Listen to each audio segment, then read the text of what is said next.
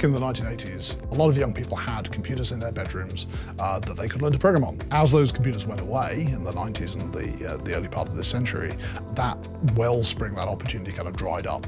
And really the goal of Raspberry Pi has been to recreate that opportunity by producing an affordable piece of programmable hardware. I've been a computer programmer for almost as long as I can remember. It's been incredibly fulfilling, and it's also given me access to kind of wonderful opportunities that I don't think I would have found any other way. And really a lot of what we do is driven by a desire to give more people those sorts of opportunities. Computing education can actually be a wonderful ladder for social mobility, and I think we'd be selling ourselves short if we only appealed to people who could afford to pay for content.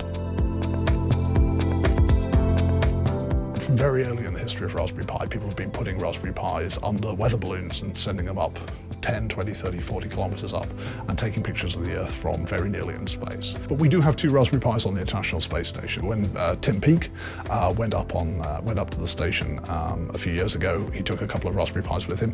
Now this is the Astro Pi.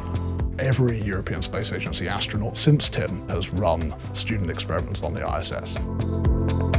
Every time we do another Raspberry Pi or another Raspberry Pi program, more and more people are involved. So there's a piece of recognition that's come along at a point where it's become increasingly clear to me that we are dependent not just on my work or the work of 10 people here or the work of 100 people, but the work of 1,000, 10,000 people who've grown up around Raspberry Pi. So it's a lovely piece of recognition. I like to see it as a piece of recognition for the community. My body was sick.